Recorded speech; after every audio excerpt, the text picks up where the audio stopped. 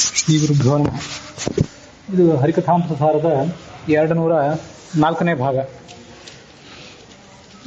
31ನೇ ನೈವೇದ್ಯ ಪ್ರಕರಣ ಸಂಧಿಯ 16ನೇ ಪದ್ಯ. ಒಟ್ಟಾರೆ ಪದ್ಯಗಳಲ್ಲಿ 923ನೇ ಪದ್ಯ. ನೈವೇದ್ಯಕ್ಕೆ ಇಡುವಂತಹ ಯಾವ್ಯಾವ ಪದಾರ್ಥಗಳಲ್ಲಿ ಯಾವ್ಯಾವ ದೇವತೆ ಇರ್ತಾನೆ, ಅವನೊಳಗೆ ಭಗವಂತ ಯಾವ ರೂಪದಿಂದ ಇರ್ತಾನೆ ಇತ್ಯಾದಿ ಸಂಗತಿಗಳನ್ನು ದಾಸರು ಈ ಸಂಧಿಯಲ್ಲಿ ಹೇಳಿದ್ದನ್ನು ನಾವು ಶ್ರವಣ ಮಾಡಿದ್ವಿ. ಕ್ಷೀರ, ಮೊಸರು, ಹಾಲು, ಮೊಸರು ಇತ್ಯಾದಿ ಪದಾರ್ಥಗಳಲ್ಲಿ ಭಗವಂತ ಹೇಗಿದ್ದಾನೆ ಅಂತ ಅನ್ನೋದನ್ನು ಈ ಹಿಂದಿನ ಪದ್ಯಗಳಲ್ಲಿ ನೋಡಿದ್ವಿ.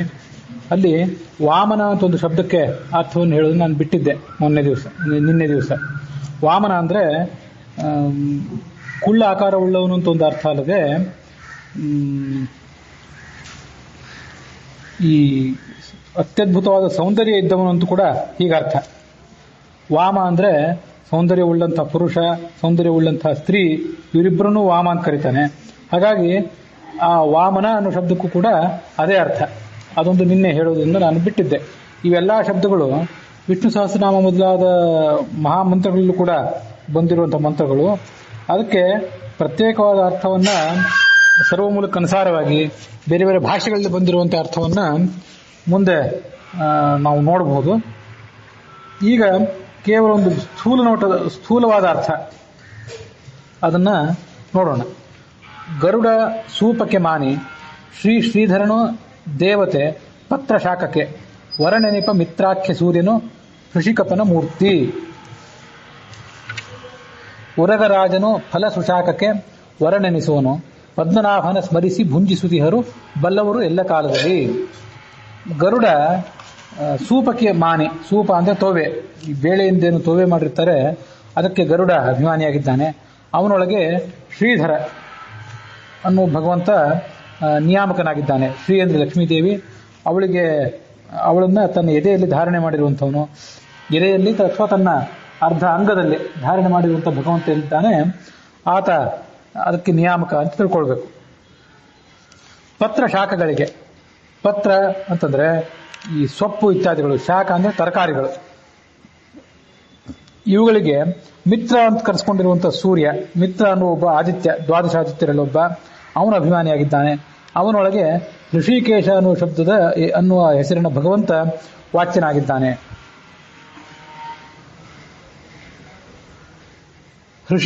ಈ ಋಷಿಕೇಶ ಅಂತಂದ್ರೆ, ಋಷಿಕ ಅಂದ್ರೆ ಇಂದ್ರಿಯಗಳು, ಆ ಇಂದ್ರಿಯಗಳಿಗೆ ಒಡೆಯನಾಗಿರ್ತಕ್ಕಂಥ, ಇಂದ್ರಿಯಗಳನ್ನ ತನ್ನ ಹತೋಟಿಯಲ್ಲಿ ಇಟ್ಕೊಂಡಿರುವಂತಹ ಭಗವಂತ ಅಂತ, ಹೀಗೆ ಆ ಋಷಿಕೇಶ ಅನ್ನುವ ಶಬ್ದಕ್ಕೆ ಅರ್ಥ.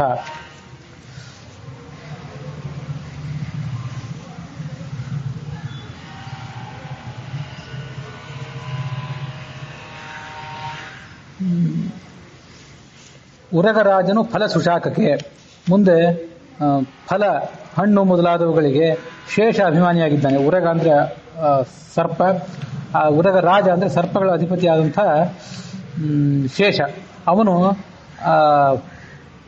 ಹಣ್ಣು ಮೊದಲಾದವುಗಳಲ್ಲಿ ಅಂತರ್ಗತ ಆಗಿದ್ದಾನೆ. ಅವನಿಗೆ ಪದ್ಮನಾಭ ಅನ್ನುವ ಹೆಸರಿನ ಭಗವಂತ, ಪದ್ಮಂ ನಾಭೋ ವೇಷಸಃ. ಯಾವ ಭಗವಂತ ತನ್ನ ನಾಭಿ ಕಮಲದಲ್ಲಿ ಪದ್ಮವನ್ನು ಇಟ್ಕೊಂಡಿದ್ದಾನೆ, ಅಂಥ ಪದ್ಮನಾಭ ಅನ್ನುವ ಹೆಸರಿನ ಭಗವಂತ ಅವನಿಗೆ ನಿಯಾಮಕನಾಗಿದ್ದಾನೆ.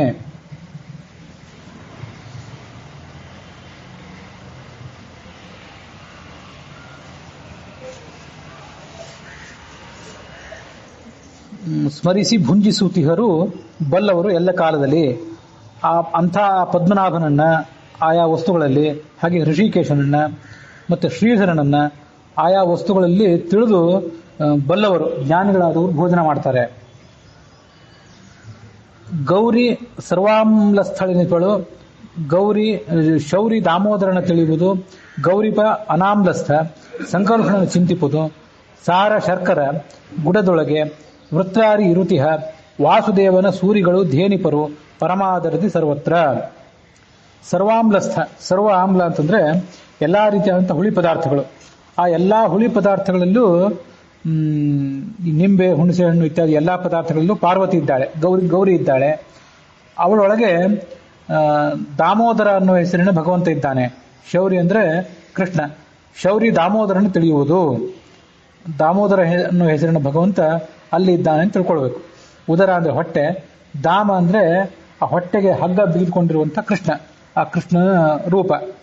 ಆ ಕೃಷ್ಣನ ರೂಪ ಆ ಪಾರ್ವತಿಯಲ್ಲಿದೆ ಅಂತ ತಿಳ್ಕೊಳ್ಬೇಕು.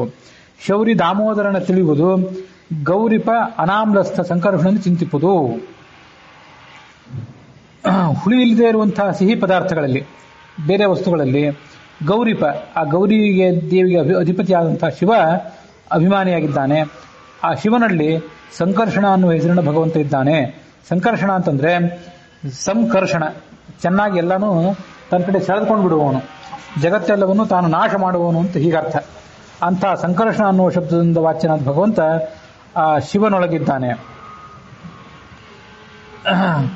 ಸಿಹಿ ಪದಾರ್ಥಗಳು, ಈ ಸಿಹಿಯಾದಂತಹ ಕಬ್ಬು ಮೊದಲಾದ ಕಡೆಗಳಲ್ಲಿ ಶಿವ ಇದ್ದಾನೆ. ಅದರ ಸಾರ, ಆ ಕಬ್ಬು ಮೊದಲಾದವುಗಳನ್ನ ಸಂಸ್ಕಾರಕ್ಕೊಳಪಡಿಸಿ ಅದರಿಂದ ಬೆಲ್ಲ, ಸಕ್ಕರೆ ಮೊದಲಾದ ತಯಾರು ಮಾಡಿರ್ತಾರೆ. ಅದರಲ್ಲಿ ಇಂದ್ರ ಅನ್ನುವ ಭಗವಂತ, ಇಂದ್ರ ಅನ್ನುವ ಒಂದು ದೇವತೆಯ ರೂಪ ಅಂತರ್ಗತ ಆಗಿದೆ. ಸಾರ ಶರ್ಕರ ಗುಡದೊಳಗೆ ವೃತ್ರಾರಿ ಇರುತಿಹ. ವೃತ್ರ ಅಂತಂದ್ರೆ ರಾಕ್ಷಸ, ಅವನ ಶತ್ರು ಈ ಇಂದ್ರ, ಅವನಿದ್ದಾನೆ. ಅವನೊಳಗೆ ವಾಸುದೇವನ ಸೂರಿಗಳು ಧೇನಿಪರು.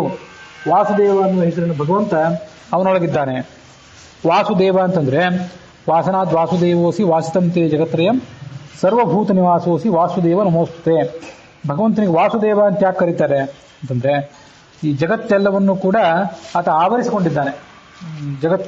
ಜಗತ್ತೆಲ್ಲವೂ ಇವನೊಳಗಿದೆ, ಇವನು ಜಗತ್ತಿನೊಳಗೆ ಎಲ್ಲದ ಕಡೆನೂ ಇದ್ದಾನೆ. ಅದಕ್ಕಾಗಿ ಈತನನ್ನು ವಾಸುದೇವ ಅನ್ನೋ ಶಬ್ದದಿಂದ ಕರೀತಾರೆ. ಆ ಇಂದ್ರನಿಗೆ ವಾಸುದೇವ ಅನ್ನೋ ಶಬ್ದದಿಂದ ಭಗವಂತ ಇದ್ದಾನೆ. ಇದನ್ನ ಜ್ಞಾನಿಗಳಾದವರು ತಿಳ್ಕೊಳ್ಬೇಕು. ಸೂರಿಗಳು ಧೇನಿಪರು ಪರಮಾದರದಿ ಸರ್ವತ್ರ.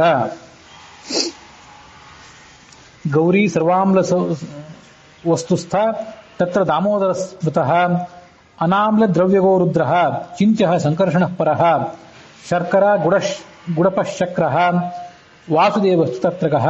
ಶರ್ಕರ ಅಂದ್ರೆ ಸಕ್ಕರೆ, ಗುಣ ಅಂದ್ರೆ ಬೆಲ್ಲ. ಇವುಗಳಿಗೆ ಎಲ್ಲಾದ ಕಡೆನೂ ಕೂಡ ಈ ವಾಸುದೇವ ಅನ್ನೋ ಹೆಸರಿನ ಭಗವಂತ ಇದ್ದಾನೆ ಇಂದ್ರನೊಳಗೆ ಅಂತ ತಿಳ್ಕೊಳ್ಬೇಕು.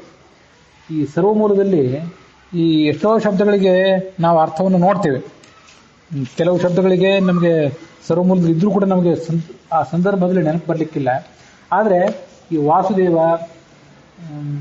ವಿಷ್ಣು, ಕೇಶವ ಮೊದಲಾದ ಶಬ್ದಗಳಿಗೆ ಸರ್ವಮೂಲದಲ್ಲಿ, ಅದರಲ್ಲೂ ಗೀತಾ ಪ್ರಸ್ಥಾನದಲ್ಲಿ ಅರ್ಥ ಹೇಳಿದ್ದು ಕಂಡು ಬರ್ತದೆ. ಅಂತಹ ಕೆಲವು ಶಬ್ದಗಳನ್ನು ನೋಡಬೇಕು.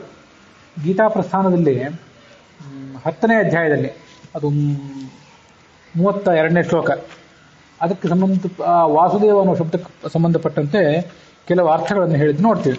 ಮೋಕ್ಷ ಧರ್ಮ ಪರ್ವ ಅಂತ ಈ ಮಹಾಭಾರತದಲ್ಲಿ ಬರುವಂತಹ ಒಂದು ಭಾಗ, ಅದನ್ನ ಉದಾಹರಿಸಿ ವಾಸುದೇವ ಅನ್ನೋ ಶಬ್ದಕ್ಕೆ ಅರ್ಥ ಹೇಳ್ತಾರೆ. ಛಾದಯಾಮಿ ಜಗದ್ವಿಶ್ವಂ ಭೂತ್ವಾ ಸೂರ್ಯ ಇವಾಂಶುಭಿ ಸರ್ವಭೂತಾದಿವಾಸಶ್ಚ ವಾಸುದೇವಸ್ತತೋಸ್ಮ್ಯಹಂ. ಛಾದಯಾಮಿ ಜಗದ್ವಿಶ್ವಂ, ಇಡೀ ಜಗತ್ತನ್ನು ನಾನು ಆವರಿಸಿ ಬಿಡ್ತೇನೆ ಅಂತ. ಸಾಧನ ಮಾಡೋದು ಅಂತಂದ್ರೆ ಆವರಿಸೋದು, ಅದನ್ನು ಮುಚ್ಚಾಕೋದು ಅಂತ ಅರ್ಥ. ಈ ಕನ್ನಡದಲ್ಲಿ ನಾವು ಒಂದು ಶಬ್ದ ಕೇಳ್ತೀವಿ, ಚಾದರ್ ಅಂತ ಒಂದು ಶಬ್ದ ಕೇಳ್ತೀವಿ. ಆ ಚಾದರ್ ಅಂತ ಶಬ್ದ ಬಂದದ್ದು ಇಂಥ ಛದ, ಮುಚ್ಚಾಕೋದು ಅನ್ನೋ ಒಂದು ಸಂಸ್ಕೃತ ಧಾತುವಿನಿಂದರೆ. ಛ ಅಂತ ಮಹಾಪ್ರಾಣ, ಕನ್ನಡದಲ್ಲಿ ಅದನ್ನ ಚ ಅಂತ ಅಲ್ಪ ಪ್ರಾಣವಾಗಿ ಉಚ್ಚಾರ ಮಾಡ್ತೀವಿ ಅಷ್ಟೇ. ಹೀಗೆ ಜಗತ್ತೆಲ್ಲವನ್ನು ಮುಚ್ಚಿ ಹಾಕೋದ್ರಿಂದ, ಭೂತ್ವ ಸೂರ್ಯ ಇವಾಂಶುಭಿ, ಸೂರ್ಯ ತನ್ನ ಕಿರಣಗಳಿಂದ ಇಡೀ ಜಗತ್ತನ್ನು ಹೇಗೆ ಆವರಿಸಿಕೊಂಡಿರ್ತಾನೋ ಹಾಗೆ ಭಗವಂತ ನಾನು ಈ ಜಗತ್ತನ್ನು ಆವರಿಸಿಕೊಂಡಿದ್ದೇನೆ. ಎಲ್ಲಾ ಪ್ರಾಣಿಗಳ ಸ್ಥಿತಿಗೆ ನಾನು ಕಾರಣ. ಸರ್ವಭೂತಾದಿವಾಸಶ್ಚ ತಥೋ ವಾಸುದೇವ ತಥೋಸ್ಮ್ಯಹಂ. ಆ ಕಾರಣದಿಂದ ನನಗೆ ವಾಸುದೇವ ಅಂತ ಹೆಸರು. ಇದು ಮೋಕ್ಷ ಧರ್ಮ ಪರ್ವದಲ್ಲಿ ಬಂದಂಥ ಒಂದು ಶಬ್ದ. ನಿನ್ನೆ ಈ ಕೇಶವ, ವಿಷ್ಣು ಈ ಶಬ್ದಗಳಿಗೆ ಕೂಡ ನಾನು ಅರ್ಥ ಹೇಳಿದ್ದೆ, ಸಾಧಾರಣವಾಗಿ ಅರ್ಥ ಹೇಳಿದ್ದೆ. ಸರ್ವಮೂಲದಲ್ಲಿ ಕೆಲವು ಪುರಾಣದ ಶ್ಲೋಕಗಳನ್ನು ಉದಾಹರಣೆ ಕೊಟ್ಟು ಶಬ್ದಗಳಿಗೆ ಅರ್ಥ ಹೇಳ್ತಾರೆ. ಅದನ್ನ ಇನ್ನೊಂದು ಸರಿ ನೋಡಿದರೆ ಅದಕ್ಕೊಂದು ವಿಶಿಷ್ಟವಾದ ಪ್ರತ್ಯೇಕವಾದ ಅರ್ಥ, ನಾವು ತಿಳ್ಕೊಂಡಿರುವಂತಹ ಅರ್ಥದಲ್ಲೇ ಸ್ವಲ್ಪ ವಿಶಿಷ್ಟವಾದ ಅರ್ಥವನ್ನ ಆ ಸರ್ವಮೂಲಕ್ಕೆ ಅನುಸಾರವಾಗಿ ನೋಡಬಹುದು. ಮೊದಲನೇದಾಗಿ ಕೇಶವ ಅನ್ನುವಂಥ ಶಬ್ದ, ಹಿರಣ್ಯಗರ್ಭ ಕಪ್ರೋಕ್ತಃ ಈಶಶಂಕರ ಏವಚ ಸೃಷ್ಟ್ಯಾದಿನ ವರ್ತಯತಿ ತವ್ಯತಃ ಕೇಶವೋ ಭಗವಾನ್, ಕೇಶವೋ ಭವಾನ್ ಅಂತ ಈ ಗೀತಾ ಪ್ರಸ್ಥಾನದಲ್ಲಿ 2ನೇ ಅಧ್ಯಾಯದಲ್ಲಿ 54ನೇ ಶ್ಲೋಕಕ್ಕೆ ಸಂಬಂಧಪಟ್ಟಂತೆ ಒಂದು ಶ್ಲೋಕ. ಕ ಅಂದ್ರೆ ಹಿರಣ್ಯಗರ್ಭ, ಚತುರ್ಮುಖ, ಈಶ ಅಂತಂದ್ರೆ ಶಂಕರ. ಇವರಿಬ್ಬರನ್ನು ಕೂಡ ವ ಅಂತಂದ್ರೆ ಸೃಷ್ಟಿಯಾದಿನ ವರ್ತಯತಿ, ಅವ್ರನ್ನ ಹುಟ್ಟಿಸಿ ಅವ್ರನ್ನ ಪಾಲನೆ ಮಾಡಿ ಮತ್ತೆ ನಾಶ ಮಾಡಿ ಅವರಿಗೆ ಎಲ್ಲಾ ರೀತಿಯಾದಂಥ ಗತಿಯನ್ನು ತೋರಿಸುವವನಾದ್ರಿಂದ, ಅವರನ್ನ ವರ್ತನೆ ಮಾಡುವಂತೆ ಅವ್ರನ್ನ ನಡೆಸುವವನಾದ್ರಿಂದ ಅವನಿಗೆ ಕೇಶವ ಅಂತ ಹೆಸರು. ಹರಿವಂಶದಲ್ಲಿ ಕೂಡ ಒಂದು ಶ್ಲೋಕ ಇದೆ. ಕೋ ಬ್ರಹ್ಮೇತಿ ಸಮಾಖ್ಯಾತಃ ಈಶೋಹಂ ಸರ್ವದೇಹಿಷು ಆವಾಂ ತವಾಂಗೇ ಸಂಭೂತೌ ತತಃ ಕೇಶವ ನಾಮವಾನ್. ಕಹ ಅಂದ್ರೆ ಬ್ರಹ್ಮ, ಈಶ ಅಂತಂದ್ರೆ ನಾನು ಈಶ್ವರ, ಆವಾಂ ತವಾಂಗೇ ಸಂಭೂತೌ ನಾವಿಬ್ರು ಕೂಡ ನಿನ್ನ ಭಗವಂತನ ಅಂಗದಲ್ಲಿ ಹುಟ್ಟಿದವರು, ಆದ್ರಿಂದ ನಿನಗೆ ಕೇಶವ ಅನ್ನೋ ಹೆಸರಿದೆ ಅಂತ ಭಗವಂತನ ಸ್ತೋತ್ರ ಮಾಡಿದ ಒಂದು ಶ್ಲೋಕ ಹರಿವಂಶದಲ್ಲಿ ಕಂಡು ಬರ್ತದೆ. ಹೀಗೆ ಇವೆರಡು ಕೇಶವ ಅನ್ನೋ ಶಬ್ದಕ್ಕೆ ಅರ್ಥ ಆಯಿತು. ವಿಷ್ಣು ಅನ್ನೋ ಶಬ್ದಕ್ಕೂ ಕೂಡ ಅರ್ಥ ಹೇಳಿದ್ದೆ. ವಿಷ್ಣು ಅನ್ನೋ ಶಬ್ದ ವಿಷ ಪ್ರವೇಶನೆ ಅನ್ನೋ ಧಾತುವಿನಿಂದ ಹುಟ್ಟಿದ್ದು. ಜಗತ್ತಿನೊಳಗೆ ಇವನು ಪ್ರವಿಷ್ಟನಾಗಿದ್ದಾನೆ, ಜಗತ್ತು ಇವನೊಳಗೆ ಪ್ರವಿಷ್ಟ ಆಗಿದೆ, ಅದಕ್ಕಾಗಿ ಆತನಿಗೆ ವಿಷ್ಣು ಅಂತ ಹೇಳಿ. ವಿಷ್ಣು ಸರ್ವ ವ್ಯಾಪಿತ್ವ ಪ್ರವೇಶಿತ್ವಾದೇಹೇ ವಿಷುಲ್ ವ್ಯಾಪ್ತೋ ವಿಷ ಪ್ರವೇಶನೆ ಇತಿ ಚ ಪಠಂತಿ ಗತಿಶ್ಚ ಸರ್ವಭೂತಾನಾಂ ಪ್ರಜಾನಾಂ ಚಾಪಿ ಭಾರತ ವ್ಯಾಪ್ತೌ ಮೇ ರೋದಸಿ ಪಾರ್ಥ ಕಾಂತಿಶ್ಚಾಭ್ಯಧಿಕಾ ಮಮ ಅಧಿಭೂತ ನಿವಿಷ್ಟಶ್ಚ ತದಿಚ್ಛುಶ್ಚಾಸ್ಮಿ ಭಾರತ ಕ್ರಮಣಾಚ್ಚಾಪ್ಯಹಂ ಪಾರ್ಥ ವಿಷ್ಣುರಿತ್ಯಭಿಸಂಹಿತಃ ಇತಿ ಮೋಕ್ಷಧರ್ಮೆ. ಇದು ಮಹಾಭಾರತದ ಒಂದು ಭಾಗ, ಹಿಂದೆ ಹೇಳಿದಂತಾನೆ. ಆ ಮಹಾಭಾರತದ ಒಂದು ಭಾಗದಲ್ಲಿ ಬಂದಂತಹ ಶ್ಲೋಕವನ್ನು ಉದಾಹರಿಸ್ತಾರೆ. ಗೀತಾ ಪ್ರಸ್ಥಾನದ 10ನೇ ಅಧ್ಯಾಯದ 21ನೇ ಶ್ಲೋಕ ಇದು. ಅಲ್ಲಿ ವಿಷ್ಣು ಅನ್ನೋ ಶಬ್ದಕ್ಕೆ ಅರ್ಥ ಹೇಳ್ತಾರೆ.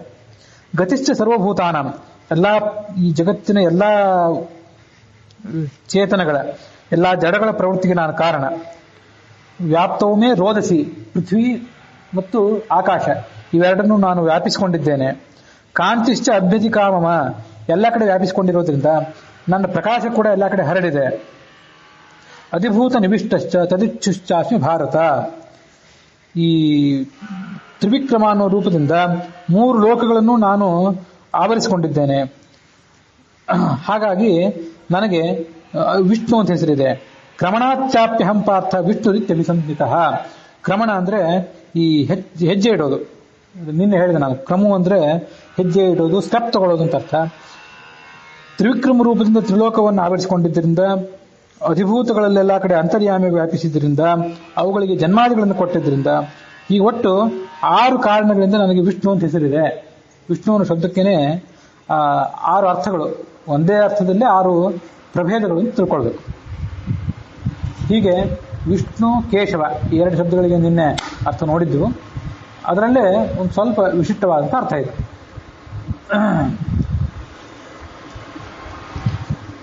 ಸ್ಮರಿಸು ವಾಚಸ್ಪತಿಯ ಸೋಪಸ್ಕರದೊಳಗೆ ಪ್ರದ್ಯುಮ್ನ ನಿಪ್ಪನು ನಿರಯಪತಿ ಯಮಧರ್ಮ ಕಟುದ್ರವ್ಯದೊಳಗೆ ಅನಿರುದ್ಧ ಸರಷಪ ಶ್ರೀರಾಮಠ ಏಳದಿ ಸ್ಮರಣ ಪುರುಷೋತ್ತಮನ ಕರ್ಪೂರದಿ ಚಿಂತಿಸಿ ಪೂಜಿಸುತ್ತಲಿರು ಪರಮ ಭಕ್ತಿಯಲ್ಲಿ. ಸ್ವೋಪಸ್ಕರದೊಳಗೆ, ಈ ಉಪಸ್ಕರ ಅಂತಂದ್ರೆ ಊಟ ಮಾಡುವಾಗ ಈ ವ್ಯಂಜನ ಮೊದಲಾದ ಸಾಮಗ್ರಿಗಳನ್ನ ಹಾಕೊಂಡಿರ್ತೀವಲ್ಲ, ಪಲ್ಯ ಚಟ್ನಿ ಮೊದಲಾದವುಗಳು, ಅವುಗಳಲ್ಲೆಲ್ಲ ಕಡೆ ಬೃಹಸ್ಪತಿಯ ರೂಪ ಇದೆ. ಹಾಗಾಗಿ ಉಪಸ್ಕರ ಅಂದ್ರೆ ಮುಖ್ಯ ಆಹಾರ ಪದಾರ್ಥ ಅಲ್ಲ, ಅದು ಉಪ ಆಹಾರ ಪದಾರ್ಥಗಳು, ಅವನ್ನೆಲ್ಲ ಸೋಪಸ್ಕರ ಅಂತ ಕರೀತಾರೆ. ಹೀಗೆ ಪಲ್ಯ ಚಟ್ನಿ ಮೊದಲಾದವುಗಳನ್ನು ಉಪಸ್ಕರ ಅಂತ ಕರೀಬೇಕು ಅಂತ ಕೆಲವು ಕಡೆ ವ್ಯಾಖ್ಯಾನದಲ್ಲಿ ಕಂಡು ಬರ್ತದೆ. ಇನ್ನು ಕೆಲವು ಕಡೆ ವ್ಯಾಖ್ಯಾನಗಳಲ್ಲಿ ಈ ಅರ್ಥ ಇಲ್ಲ, ಒಂದೇನೋ ಬೇರೆನೇ ಅರ್ಥ ಹೇಳ್ತಾರೆ. ಉಪಸ್ಕರ ಅಂತಂದ್ರೆ ಈ ಅಡಿಗೆಗಾಗಿ ಸಿದ್ಧಪಡಿಸಿರುವಂಥ ಕೆಲವು ಪದಾರ್ಥಗಳು ಅಂತ ಬೇರೆ ಕಡೆ ಕೆಲವು ಕಡೆ ಹೇಳ್ತಾರೆ. ಆದರೂ ಈ ಪಲ್ಯ ಚಟ್ನಿ ಮೊದಲಾದಂಥ ಮುಖ್ಯ ಆಹಾರದ ಅಂಗವಾದಂಥ ಆಹಾರಗಳನ್ನು ಇಟ್ಕೊಳ್ಳೋದು ಹೆಚ್ಚು ಯೋಗ್ಯ. ಸ್ಮರಿಸು ವಾಚಸ್ಪತಿಯ ಸೋಪಸ್ಕರದೊಳಗೆ, ಅವನೊಳಗೆ ಪ್ರದ್ಯುಮ್ನ ಅನ್ನುವ ಹೆಸರಿನ ಭಗವಂತ ಇದ್ದಾನೆ. ಪ್ರದ್ಯುಮ್ನ ಅಂತಂದ್ರೆ, ಜುಮ್ನ ಅಂತಂದ್ರೆ ಪ್ರಕಾಶಿಸುವವನು ಅಂತ ಅರ್ಥ. ಪ್ರದ್ಯುಮ್ನ ಅಂದ್ರೆ ಹೆಚ್ಚಾಗಿ ಪ್ರಕಾಶಿಸುವವನು, ಹೊಳೆಯುವಂಥವನು. ಜುಮ್ನ ಅಂದ್ರೆ ಸಂಪತ್ತು ಅಂತ ಕೂಡ ಅರ್ಥ. ಹೌದು, ಶ್ರೇಷ್ಠವಾದ ಸಂಪತ್ತು ತಾನು ಉಳ್ಳವನು, ಜಗತ್ತಿನ ಒಡೆಯನಾದ್ರಿಂದ ಪ್ರಜೆಗಳಿಗೆ ಸಂಪತ್ತನ್ನು ಕೊಡುವವನು ಕೂಡ. ಈ 2 ಕಾರಣದಿಂದ ಆತನನ್ನ ಪ್ರದ್ಯುಮ್ನ ಅಂತ ಶಬ್ದದಿಂದ ಕರೀತಾರೆ. ನಿರಯಪತಿ ಯಮಧರ್ಮ ಕಟುದ್ರವ್ಯದೊಳಗೆ, ಅಲ್ಲಿ ಅನಿರುದ್ಧ. ಖಾರ ಪದಾರ್ಥಗಳೇನಿರ್ತಾವಲ್ಲ, ಕಟು ಅಂದ್ರೆ ಖಾರ, ಅವುಗಳಲ್ಲಿ ಎಲ್ಲಾ ಕಡೆ ನರಕದ ಒಡೆಯನ ಅಂತ ಯಮ ಇದ್ದಾನೆ. ಆ ಯಮನ ಒಳಗೆ ಅನಿರುದ್ಧ ರೂಪದ ಭಗವಂತ ಇದ್ದಾನೆ. ಅನಿರುದ್ಧ. ಇದಕ್ಕೂ ಹಿಂದೆ ಈ ಮಹಾಭಾರತದ ಪ್ರಾರಂಭದಲ್ಲಿ ಮಹಾಭಾರತ ತಾತ್ಪರ್ಯ ನಿರ್ಣಯ ಒಂದು 2-3 ಅಧ್ಯಾಯಗಳನ್ನೆಲ್ಲ ನಾವು ನೋಡಿದ್ವಿ. ಅಲ್ಲಿಯೂ ಕೂಡ ಈ ಪ್ರದ್ಯುಮ್ನ ಅನಿರುದ್ಧ ಮೊದಲಾದ ಶಬ್ದಗಳಿಗೆ ಅರ್ಥ ಹೇಳಿದ್ದೆ. ವೃದ್ಧ ಅಂದ್ರೆ ತಡೆಯಲ್ಪಟ್ಟವನು ಅಂತ ಅರ್ಥ. ನಿರುದ್ಧ ಅಂತಂದ್ರೆ ಅದು ಅದೇ ಅರ್ಥ, ಸ್ವಲ್ಪ ಹೆಚ್ಚಾಗಿ ತಡೆಯಲ್ಪಟ್ಟವನು. ಎಲ್ಲಿಯಾದ್ರೂ ಹೋದ್ರೆ ಇವನನ್ನು ಯಾರು ತಡೆದು ಹಾಕಿಬಿಡ್ತಾರೆ, ಮುಂದೆ ಅವನಿಗೆ ಹೋಗ್ಲಿಕ್ಕೆ ಅನುಕೂಲ ಆಗೋದಿಲ್ಲ. ಇದೆಲ್ಲ ವೃದ್ಧ ನಿರುದ್ಧ ಈ ಶಬ್ದಗಳಿಗೆ ಅರ್ಥ. ಅನಿರುದ್ಧ ಅಂತಂದ್ರೆ ಎಲ್ಲಿ ಯಾವ ವ್ಯಕ್ತಿಗೆ ಎಲ್ಲೂ ತಡೆ ಇಲ್ವೋ, ಯಾವ ದೇಶದಲ್ಲೂ ಯಾವ ಕಾಲದಲ್ಲಿಯೂ ಯಾವ ಅವಸ್ಥೆಯಲ್ಲಿಯೂ, ಹುಟ್ಟು ಸಾವು ಇತ್ಯಾದಿ ಯಾವುದೇ ಪರಿಸ್ಥಿತಿಯಲ್ಲೂ, ಯಾವುದೇ ಲೋಕದಲ್ಲಿಯೂ, ಭೂತ ಭವಿಷ್ಯ ವರ್ತಮಾನ ಈ ಯಾವುದೇ ಕಾಲದಲ್ಲೂ ಯಾರಿಗೆ ತಡೆ ಇಲ್ವೋ ಅಂಥವನನ್ನ ಅನಿರುದ್ಧ, ಯಾವನ ಶಕ್ತಿ ಎಲ್ಲಾ ಕಡೆ ಪ್ರವೇಶ ಮಾಡಬಲ್ಲದೋ ಅವನನ್ನು ಅನಿರುದ್ಧ ಅಂತ ಕರೆಯಬೇಕು. ಸತ್ಯಾಪತಿ ಪ್ರದ್ಯುಮ್ನ ಮತ್ತು ನಿತ್ಯಾಪತಿ ಅನಿರುದ್ಧ ಅಂತ ಹೀಗೆ ಅಲ್ಲಿ ವರ್ಣನೆ ಮಾಡ್ತಾರೆ.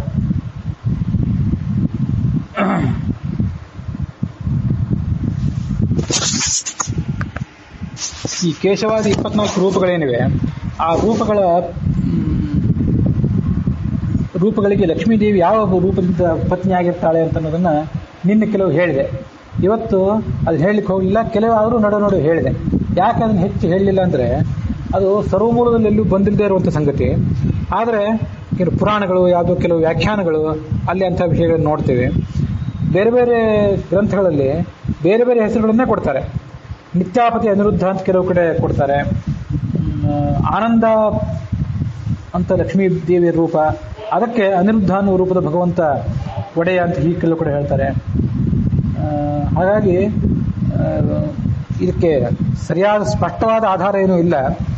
ಕೆಲವು ದಾಸರ ಪದಗಳು ಮತ್ತೆ ಕೆಲವು ಟಿಪ್ಪಣಿಗಳು, ಸಂಸ್ಕೃತ ಮೂಲ ಗ್ರಂಥಗಳೇ ಅದಕ್ಕೆ ಕೆಲವು ಟಿಪ್ಪಣಿಗಳು, ಅದರಲ್ಲಿ ಈ ವಿಷಯಗಳನ್ನು ಕಾಣ್ತೇವೆ. ಹಾಗೆ ದೃಢವಾದ ಒಂದು ಪ್ರಬಲವಾದ ಆಧಾರ ಎಲ್ಲೂ ಕಾಣಿಸೋದಿಲ್ಲ. ಒಂದೊಂದು ಕಡೆ ವ್ಯಾಖ್ಯಾನದಲ್ಲಿ ಒಂದೊಂದು ಕಡೆ ಹೇಳ್ತಾರೆ. ಹಾಗಾಗಿ ಅದನ್ನು ಹೆಚ್ಚು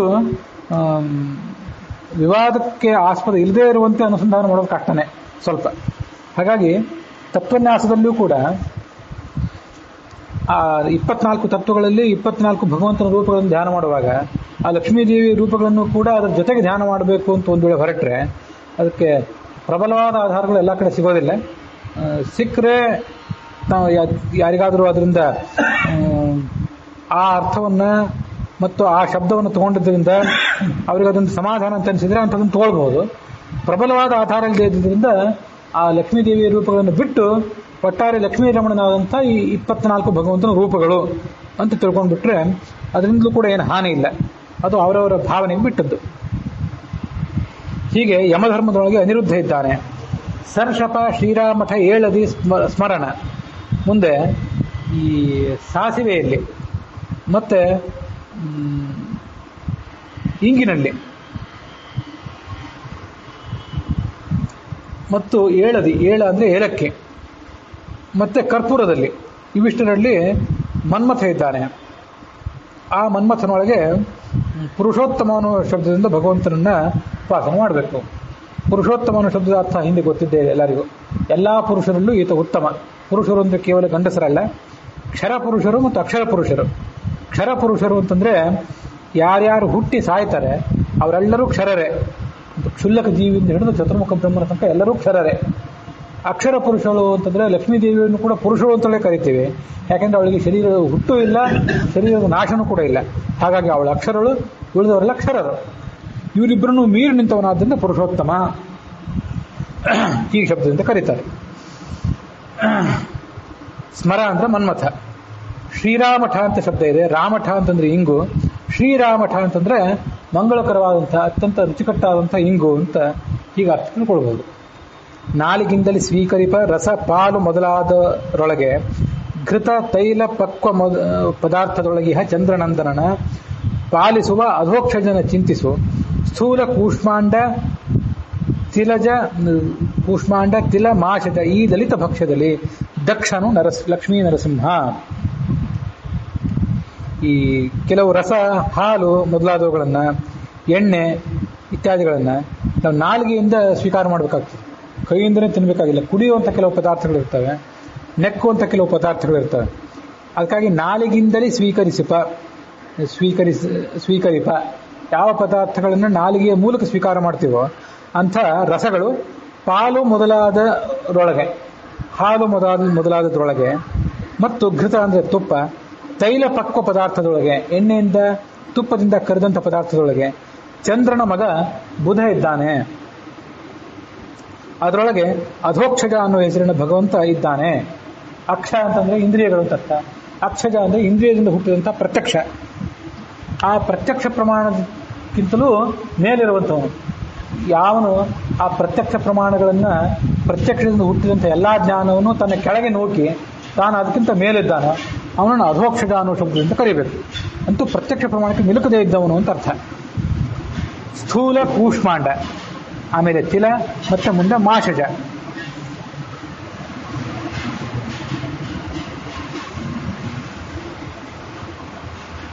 ಸ್ಥೂಲ ಕೂಷ್ಮಾಂಡ ಅಂದರೆ ದೊಡ್ಡ ಕುಂಬಳಕಾಯಿಗಳು, ತಿಲ ಅಂದರೆ ಎಳ್ಳು, ಮಾಷ ಅಂತಂದರೆ ಉದ್ದು, ಆ ಉದ್ದಿನಿಂದ ತಯಾರು ಮಾಡಿದಂಥ ಕೆಲವು ಭಕ್ಷ್ಯಗಳು. ಮಾಷ ಅಂದರೆ ಉದ್ದು, ಮಾಷಜ ಅಂದರೆ ಅದರಿಂದ ತಯಾರು ಮಾಡಿದಂಥ ಕೆಲವು ಪದಾರ್ಥಗಳು. ಇದರೊಳಗೆ ಎಲ್ಲ ಕಡೆ ದಕ್ಷ ಪ್ರಜಾಪತಿ ಇದ್ದಾನೆ. ಆ ದಕ್ಷ ಪ್ರಜಾಪತಿಯ ಒಳಗೆ ಲಕ್ಷ್ಮೀ ನರಸಿಂಹ ನಿಯಾಮಕನಾಗಿದ್ದಾನೆ.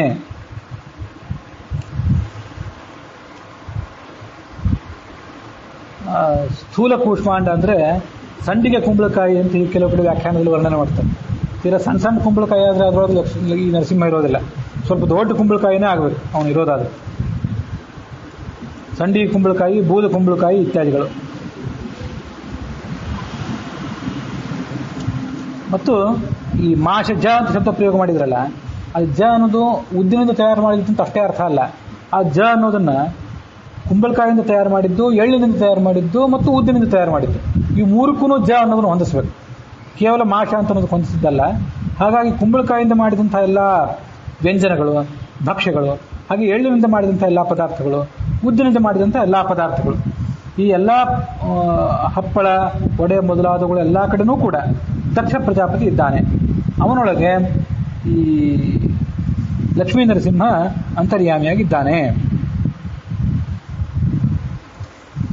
ಸ್ಥೂಲ ಕೂಷ್ಮಾಂಡ ತಿಲ ಮಾಷಜ ಈ ಲಲಿತ ಭಕ್ಷ್ಯದಲ್ಲಿ ದಕ್ಷನು ಲಕ್ಷ್ಮೀ ನರಸಿಂಹ.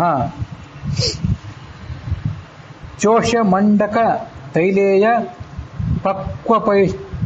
ಪಕ್ವಪಶ್ಚ ಇಂದ್ರನಂದನ ಅಂತ ಪಂಚರಾತ್ರದಲ್ಲಿ. ಚೋಷ್ಯ ಅಂದರೆ ನೆಕ್ಕಬೇಕಾದದ್ದು. ಅದಕ್ಕಾಗಿ ನಾನು ಆವಾಗ ಹೇಳಿದೆ, ಹಾಲು, ತುಪ್ಪ ಮೊದಲಾದ ಕೈಯಿಂದ ನೆಕ್ಕಿ ಸ್ವೀಕಾರ ಮಾಡ್ತೀವಿ. ನಾಲಿಗೆಯ ಮೂಲಕ ಕೈಯನ್ನು ತೊಗೊಂಡೋಗಿ ನಾಲಿಗೆಗೆ ಮುಟ್ಟಿಸಿ ನಾಲಿಗೆಯ ಮೂಲಕ ಅದನ್ನು ಸ್ವೀಕಾರ ಮಾಡ್ತೀವಿ. ಅದಕ್ಕಾಗಿ ನಾಲಿಗೆಯಿಂದ ಸ್ವೀಕಾರ ಮಾಡುವ ರಸ, ಹಾಲು, ತುಪ್ಪ, ಎಣ್ಣೆ ಮೊದಲಾದ ಕಡೆಗಳಲ್ಲಿ ಬುಧ ಇದ್ದಾನೆ ಅಂತ ತಿಳ್ಕೊಳ್ಬೇಕು. ನರಸಿಂಹ ಅನ್ನೋ ಶಬ್ದಕ್ಕೆ ಪ್ರತ್ಯೇಕ ಅರ್ಥ ಹೇಳಬೇಕಾಗಿಲ್ಲ. ನರರು ಅಂತಂದರೆ ಯಾರ್ಯಾರಿಗೆ ನಾಶ ಇದೆಯಲ್ಲ ಅವರೆಲ್ಲ ನರರೇ. ಈ ನಾವು ಸಾಮಾನ್ಯವಾಗಿ ಅರ್ಥ ಗೊತ್ತಿರುವಂತೆ ನರ ಅಂದರೆ ಕೆಳಗೆ ಮನುಷ್ಯನ ಆಕಾರ, ಮೇಲೆ ಸಿಂಹದ ಆಕಾರ. ಹೀಗೆ ಸ್ತಂಭೇ ಸಭಾಯಾಮ್ ನ ಮೃಗಂ ನ ಮಾನುಷಂ. ಈ ಕಡೆ ಪೂರ್ಣ ಸಿಂಹವೂ ಅಲ್ಲ, ಈ ಕಡೆ ಮನುಷ್ಯನೂ ಅಲ್ಲ ಅಂತ ಅರ್ಧ ಸಿಂಹ ಅರ್ಧ ಮನುಷ್ಯರ ಆಕಾರದ ರೂಪಕ್ಕೆ ನರಸಿಂಹ ಅಂತ ಕರೀತಾರೆ. ಅದೊಂದು ಪ್ರತ್ಯೇಕವಾದ ಅರ್ಥ. ಅದು ದಶಾವತಾರಗಳಲ್ಲಿ ಬಂದಂಥ ನರಸಿಂಹ. ಇದು 24 ರೂಪಗಳಲ್ಲಿ ಬಂದಂಥ ನರಸಿಂಹಕ್ಕೆ ಹಾಗೆ ಸಿಂಹದ ಮುಖ ಅಂತ ಅರ್ಥ ಹೇಳಬಾರ್ದು. ಇದು ಬೇರೆನೇ. ಇದು ಈ 24 ರೂಪಗಳನ್ನ ನಾವೇನು ನೋಡ್ತಿದ್ದೀವಲ್ಲ ಈಗ, ಕೇಶವಾದಿ ಶ್ರೀಕೃಷ್ಣನ ತನಕ 24, ಇವೆಲ್ಲ ಶಂಖ, ಚಕ್ರ, ಗದಾ, ಪದ್ಮ ಇವುಗಳ ವ್ಯತ್ಯಾಸದಿಂದ ಉಂಟಾಗಿರುವಂಥ ರೂಪ. ಒಂದು ಕೈಯಲ್ಲಿ ಶಂಖ, ಒಂದು ಕೈಯಲ್ಲಿ ಚಕ್ರ, ಹೀಗೆ ಬೇರೆ ಬೇರೆ ರೂಪದಿಂದ ಇವು ಉಂಟಾಗಿರುವಂಥ ರೂಪಗಳು. ಹಾಗಾಗಿ ಇಲ್ಲಿ ಸಿಂಹದ ಮುಖ ಇದ್ದಂಥ, ಮನುಷ್ಯನ ಶರೀರ ಇದ್ದಂಥ ವ್ಯಕ್ತಿ ಅಂತ ಈಗ ಅರ್ಥ ಹೇಳಬಾರ್ದು. ಹಾಗಾಗಿ ನರರು ಅಂದ್ರೆ ಯಾರು? ಹಾಗಾದ್ರೆ ನ ರೀಯತೆ ಇತಿ ನರಹ, ರೀಂ ಕ್ಷಯ ಅಂತ ಧಾತು. ಹಾಗಾಗಿ ನ ರ ಅಂತಂದ್ರೆ ನಾಶ ಇಲ್ಲದೆ ಇರುವಂಥ ಎಲ್ಲಾ ಜೀವಗಳು, ಲಕ್ಷ್ಮೀದೇವಿಯಿಂದ ಹಿಡ್ಕೊಂಡು ಈ ಜಗತ್ತಿನ ಈ ಎಲ್ಲ ಪ್ರತಿಯೊಂದು ಜೀವಕ್ಕೂ ಕೂಡ ಆತ್ಮಕ್ಕೆ ನಾಶ ಇಲ್ಲ. ಶರೀರಕ್ಕೆ ನಾಶ ಇರಬಹುದು, ಆದ್ರೆ ಆತ್ಮ ಯಾವತ್ತೂ ಕೂಡ ಹುಟ್ಟಿದ್ದು ಅಲ್ಲ, ಸತ್ತದ್ದು ಅಲ್ಲ. ಹಾಗಾಗಿ ನರರು ಅಂತಂದ್ರೆ ಇವೆಲ್ಲರೂ ನರರೇ. ಲಕ್ಷ್ಮೀದೇವಿ ಹಿಡ್ಕೊಂಡು ಉಳಿದವರೆಲ್ಲರೂ ನರರೇ. ನರ ಅಂದ್ರೆ ಮನುಷ್ಯ ಜನಾಂಗ ಅಂತ ಈಗ ಅರ್ಥ ಅಲ್ಲ, ಎಲ್ಲರೂ ನರರೇ. ಆ ದೃಷ್ಟಿಯಿಂದ ಅವರೊಳಗೆ ಅವರೆಲ್ಲರಿಗೂ ಕೂಡ ಇತ್ತು ಸಿಂಹ. ಅವನ್ನೆಲ್ಲರನ್ನು ಕೂಡ ಮೀರಿದವನಾದ್ರಿಂದ ಇವನಿಗೆ ಸಿಂಹ ನರಸಿಂಹ ಅನ್ನುವ ಶಬ್ದದಿಂದ ಒಂದು ಪ್ರಯೋಗ.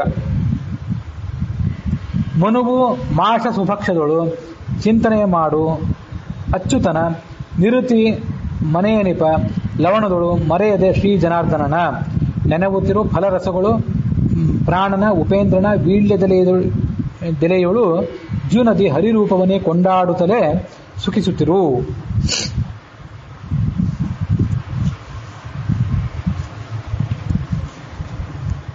ಹಿಂದೆ ಮಾಷಜ ಅಂತ ಬಂತು, ಉದ್ದಿನಿಂದ ತಯಾರಾದಂಥ ಕೆಲವು ವಸ್ತುಗಳು, ಇದರಲ್ಲೆಲ್ಲ ದಕ್ಷ ಪ್ರಜಾಪತಿ ಇದ್ದಾನೆ ಅಂತ ಬಂತು. ಅದರಲ್ಲೇ ಮತ್ತು ಕೆಲವು ವಿಶಿಷ್ಟ ಪದಾರ್ಥಗಳಲ್ಲಿ ಸ್ವಯಂಭೂ ಮನು ಈತ ಇದ್ದಾನೆ. ಮನುವು ಮಾಷ ಸುಭಕ್ಷದಳು ಚಿಂತನೆ ಮಾಡು, ಅವನನ್ನು ಮನುವನ್ನಾಗಿ ಚಿಂತನೆ ಮಾಡಬೇಕು. ಅದರೊಳಗೆ ಅಚ್ಯುತ ಅನ್ನುವ ಹೆಸರನ್ನು ಭಗವಂತನನ್ನ ಅನುಸಂಧಾನ ಮಾಡ್ಕೊಳ್ಬೇಕು. ಚ್ಯುತ ಅಂತಂದ್ರೆ ಬಿದ್ದವನು ಅಂತ ಅರ್ಥ. ಮೇಲೆ ಹೋಗಿ ಕೆಳಗೆ ಯಾರು ಬೀಳ್ತಾರಲ್ಲ ಅಂಥವರಿಗೆ ಚ್ಯುತನಾದವನು ಅಂತ ಕರೀತಾರೆ. ಎಂದೂ ಯಾರಿಗೂ ಯಾವುದೇ ಥರದ ಚ್ಯುತಿ ಇಲ್ಲವೋ ಅವರು ಅಚ್ಯುತರು. ಭಗವಂತ ಆ ದೃಷ್ಟಿಯಿಂದ ಅಚ್ಯುತ. ಚಿಂತನೆ ಮಾಡು ಅಚ್ಯುತನ. ನಿವೃತ್ತಿ ಮನೆ ಏನಿಪ ಲವಣದೋಳು ಮರೆಯದೆ ಶ್ರೀ ಜನಾರ್ದನನ.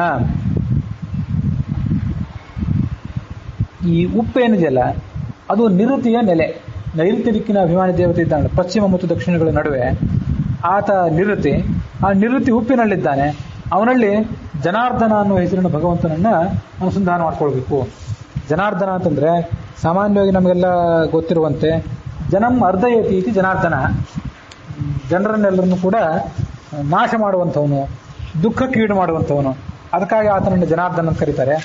ಗೀತಾ ಪ್ರಸ್ಥಾನದಲ್ಲಿ ಅದಕ್ಕೂ ಒಂದು ಅರ್ಥವನ್ನು ವಿವರಣೆ ಮಾಡ್ತಾರೆ. ಸಾಧಾರಣವಾದ ಅರ್ಥವನ್ನು ಹೇಳೋದಕ್ಕಿಂತ ಗೀತಾ ಪ್ರಸ್ಥಾನದ 10ನೇ ಅಧ್ಯಾಯದ 18ನೇ ಶ್ಲೋಕಕ್ಕೆ ಸಂಬಂಧಪಟ್ಟಂತೆ ಗೀತಾ ಭಾಷ್ಯದಲ್ಲಿ ನ ಜಾಯತೆ ಅರ್ಧಯತಿ ಚ ಸಂಸಾರಮಿತಿ ಜನಾರ್ದನ. ಇವನಿಗೆ ಹುಟ್ಟಿಲ್ಲ, ಆದರೆ ಅರ್ಧಯತಿ ಚ ಸಂಸಾರಂ, ಈ ಜೀವರೇನಿದ್ದಾರಲ್ಲ ಇವರ ಸಂಸಾರದ ಬಂಧನವನ್ನು ಈತ ನೀಗುತ್ತಾನೆ. ಆ ಕಾರಣಕ್ಕಾಗಿ ಈತನನ್ನ ಜನಾರ್ದನ ಅಂತ ಕರೀಬೇಕು. ನಾವು ಅರ್ಧನ ಅಂತ ಈ ಧಾತು ಪಾಠದಲ್ಲಿ ಹೋಗಿ ಅರ್ಥ ಹುಡುಕಿಬಿಟ್ರೆ ಜನರನ್ನ ಹಿಂಸೆಗೆ ಒಳಪಡಿಸುವವನು ಅಂತ ಒಂದು ಅರ್ಥ ಸಿಗೋ ಸಾಧ್ಯತೆ ಇದೆ. ಜನರನ್ನು ಕೇವಲ ಹಿಂಸೆ ಪಡಿಸುವವನು ಅಂತಲ್ಲ, ನಮ್ಮ ಸಂಸಾರ ಏನಿದೆ ಸಂಸಾರವನ್ನು ನಾಶ ಮಾಡುವವನು ಅಂತ ಅರ್ಥ ಇಟ್ಕೊಂಡ್ಬಿಟ್ರೆ ಭಗವಂತನನ್ನ ಇನ್ನೊಂದು ವಿಶಿಷ್ಟವಾದ ಅರ್ಥದಲ್ಲಿ ಉಪಾಸನೆ ಮಾಡಿದಂತ ಆಗ್ತದೆ. ಅದಕ್ಕಾಗಿ ಆತ ಜನಾರ್ದನ.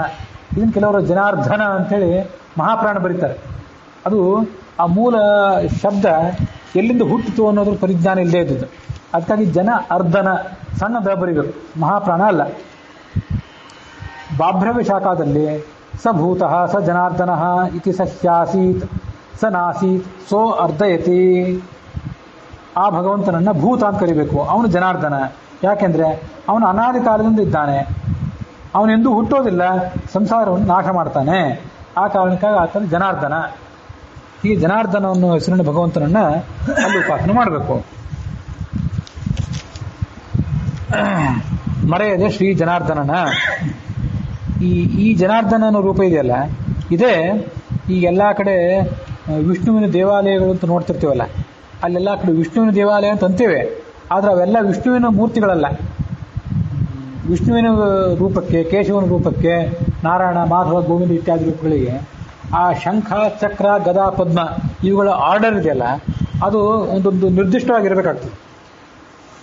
ಮೇಲಿನ ಬಾಹುಗಳಲ್ಲಿ ಬಲಗಡೆ, ಮೇಲಿನ ಬಾಹುಗಳಲ್ಲಿ ಬಲಭಾಗದಲ್ಲಿ ಚಕ್ರ, ಮೇಲಿನ ಬಾಹುಗಳಲ್ಲಿ ಎಡಭಾಗದಲ್ಲಿ ಶಂಖ, ಕೆಳಗಿನ ಬಾಹುಗಳಲ್ಲಿ ಎಡಭಾಗದಲ್ಲಿ ಗದ ಮತ್ತು ಬಲ ತೋಳಿನಲ್ಲಿ ಪದ್ಮ. ಇದಿಷ್ಟಿದ್ರೆ ಇದು ನಮ್ಮ ಕಣ್ಣಿಗೆ ಸಾಮಾನ್ಯವಾಗಿ ಒಪ್ಪುವಂಥ ರೂಪ. ಈಗ ಮೇಲಿನ ಬಾಹುಗಳು ಗದ ಇದ್ದರೆ ಸ್ವಲ್ಪ ವಿಚಿತ್ರ ಕಾಣಿಸ್ತದೆ ನಮ್ಗೆ ನೋಡ್ಲಿಕ್ಕೆ. ಮೇಲೆ ಗದೆ, ಮೇಲೆ ಪದ್ಮ, ಕೆಳಗೆಲ್ಲ ಶಂಖ ಚಕ್ರ ಇದ್ದು ಬಿಟ್ರೆ ನಮಗೆ ನೋಡೋರಿಗೆ ವಿಚಿತ್ರ ಕಾಣಿಸ್ತದೆ.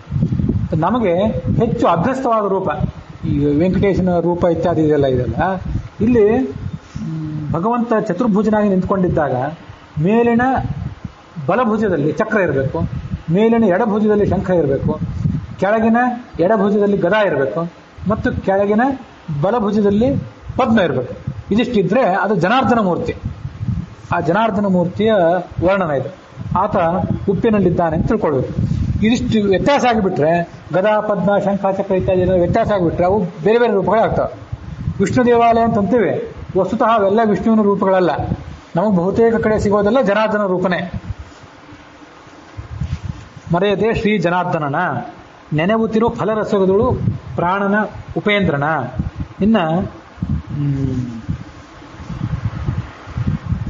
ಫಲರಸಗಳಲ್ಲಿ ಹಣ್ಣು, ಅದರ ರಸ ಇತ್ಯಾದಿ ಕಡೆಗಳಲ್ಲಿ, ಆ ಸ್ವೀಕರಣೆ ಮೊದಲಾದ ಪದಾರ್ಥಗಳಲ್ಲಿ ಅಹಂಕಾರಿಕ ಪ್ರಾಣ ಇದ್ದಾನೆ ಅಂತ ತಿಳ್ಕೊಳ್ಬೇಕು.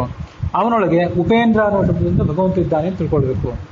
ಉಪೇಂದ್ರ ಯಾಕೆ ಆತ ಅಂತಂದ್ರೆ, ಇಂದ್ರ ಈ ಮೂರು ಲೋಕವನ್ನು ಆಳುವಾಗ ಅವನಿಗೆ ತಮ್ಮನಾಗಿ ಭಗವಂತನು ಕೂಡ ಜನಿಸ್ತಾನೆ.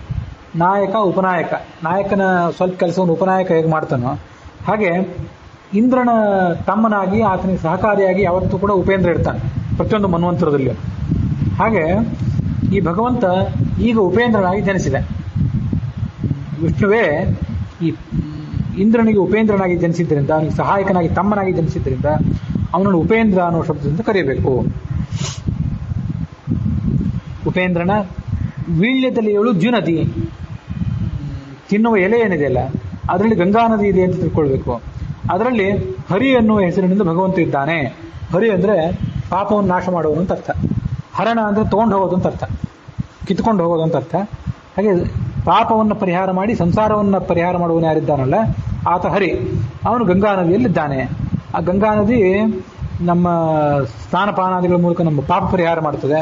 ಇವನು ಗಂಗಾ ನದಿಯೊಳಗಿದ್ದು ನಮ್ಮ ದೋಷವನ್ನು ಪರಿಹಾರ ಮಾಡ್ತಾನೆ. ಹಾಗಾಗಿ ಕೊಂಡಾಡುತ್ತಲೇ ಸುಖಿಸುತ್ತಿರು. ಇವರನ್ನೆಲ್ಲ ಆ ಸಂಸಾರ ಅವರನ್ನ ಎಲ್ಲ ಮಂತ್ರಗಳಿಂದ ಸ್ತೋತ್ರ ಮಾಡ್ತಾ ನೀನು ಸುಖ ಪಡು. ವೇದ ವಿನುತೆಗೆ ಬುಧನು ಸುಸ್ವಾದೋದಕ ಉದಕಾಧಿಪನು ಎನಿಸಿಕೊಂಬನು.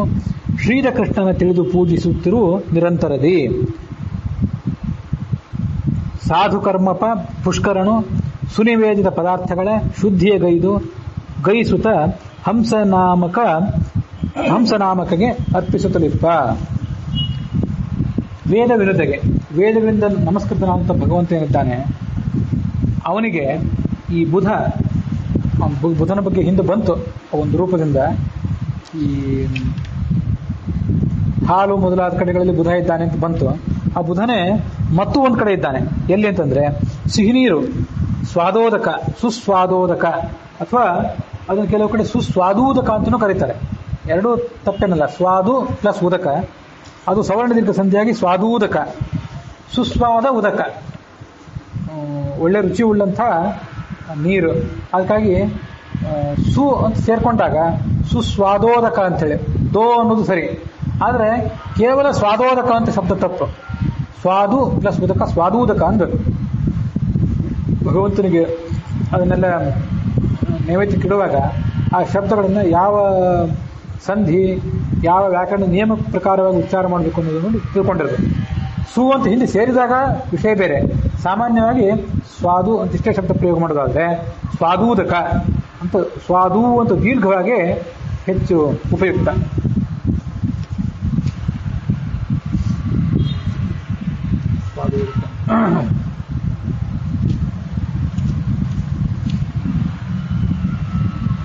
ಆ ಸಿಹಿ ನೀರಿನಲ್ಲಿ ಭಗವಂತ ಇದ್ದಾನೆ, ಬುಧ ಇದ್ದಾನೆ. ಬುಧನೊಳಗೆ ಭಗವಂತ ಇದ್ದಾನೆ. ಬುಧ ಹೇಗೂ ಆ ಜಲತತ್ವಕ್ಕೆ ಅಭಿಮಾನಿ, ಮೂಲ ಜಲಕಲಾಕ್ಕೆ ಅಭಿಮಾನಿ, ಜಲತತ್ವಕ್ಕೆ ವರುಣಾಭಿಮಾನಿ, ಆ ನೀರಿನ ಕಲೆಗೆ ಬುಧ ಅಭಿಮಾನಿ. ಅವನೊಳಗೆ ಈ ಕೃಷ್ಣನನ್ನ ನೆನಪು ಮಾಡ್ಕೊಳ್ಬೇಕು. ಶ್ರೀಕೃಷ್ಣ ಅನ್ನುವ ಹೆಸರಿನ ಭಗವಂತ ಅಲ್ಲಿದ್ದಾನೆ. ಕೃಷ್ಣ ಅನ್ನೋ ಶಬ್ದದ ಅರ್ಥನೂ ಕೂಡ ಈ ಗೀತಾ ಭಾಷೆಯಲ್ಲಿ ಒಂದು ಕಡೆ ಬಂದಿದೆ. ಯತಃ ಕರ್ಷಸಿ ದೇವೇಶ ನಿಯಮ್ಯ ಸಕಲಂ ಜಗತ್. ಭಗವಂತನೇ ನೀನು ಕೃಷ್ಣ ಅಂತ ಕರೆಸ್ಕೊಂಡಿದ್ದಿ.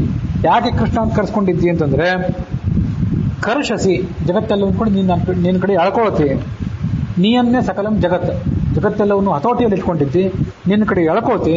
ನೀನು ಇಡೀ ಜಗತ್ತಿನ ಆಕರ್ಷಣೆಗೆ ಕೇಂದ್ರ ಬಿಂದುವಾಗಿದ್ದಿ. ಅದಕ್ಕಾಗಿ ನಿನ್ನನ್ನು ಬ್ರಹ್ಮಜ್ಞಾನಿಗಳಾದಂಥ ಮುನಿಗಳು ಕೃಷ್ಣ ಅಂತ ಕರೀತಾರೆ. ಅಥೋ ವದಂತಿ ಮುನಯ ಕೃಷ್ಣಂ ತ್ವಾಂ ಬ್ರಹ್ಮವಾದಿನಃ ಅಂತ ಮಹಾಕೂರ್ಮ ಅಂತ ಪುರಾಣದ ಶ್ಲೋಕ.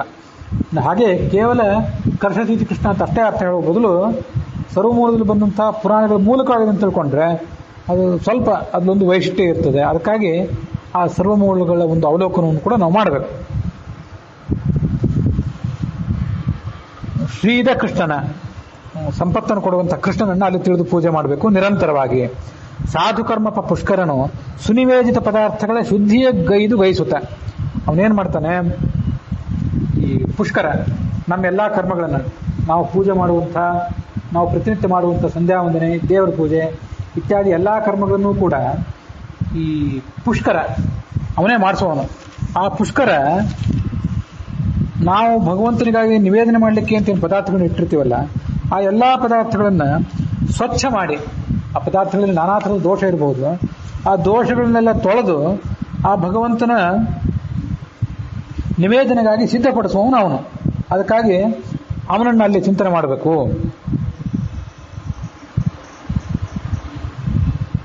ಸಾಧು ಕರ್ಮಪ ಪುಷ್ಕರನು ಸುನಿವೇದಿತ ಪದಾರ್ಥಗಳ ಶುದ್ಧಿಯ ಗೈದ ಗೋಸುಗ ಹಂಸನಾಮಕ್ಕೆ ಅರ್ಪಿಸುತ್ತಿಪ್ಪ. ಆ ಪುಷ್ಕರನಲ್ಲಿ ಹಂಸ ಅನ್ನುವ ಶಬ್ದದಿಂದ ಭಗವಂತ ಇದ್ದಾನೆ ಅಂತ ತಿಳ್ಕೊಳ್ಬೇಕು.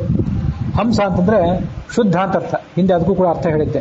ಅತ್ಯಂತ ಶುದ್ಧನಾದವನು, ದೋಷರಹಿತನಾದವನು ಅಂತ ಅರ್ಥ.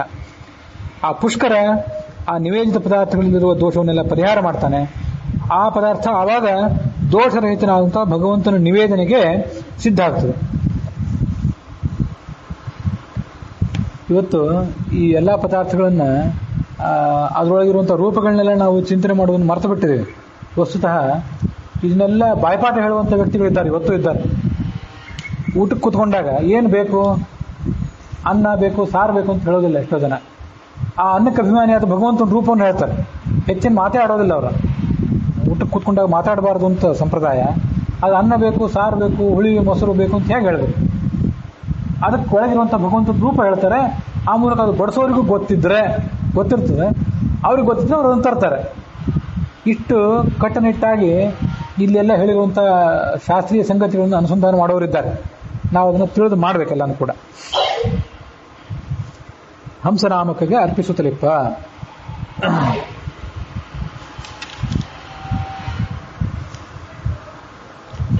ಅಲ್ಲಿಗೆ ಈ ನೈವೇದ್ಯ ಪ್ರಕರಣ ಸಂಧಿಯ 31ನೇ ಸಂಧಿ ಇದು. ಆ ಸಂಧಿಯ 21ನೇ ಪದ್ಯ, ಒಟ್ಟಾರೆ ಪದ್ಯಗಳಲ್ಲಿ 928ನೇ ಪದ್ಯ ಅದು ಇಲ್ಲಿಗೆ ಸಮಾಪ್ತಿಯನ್ನು ಕಂಡಿದೆ.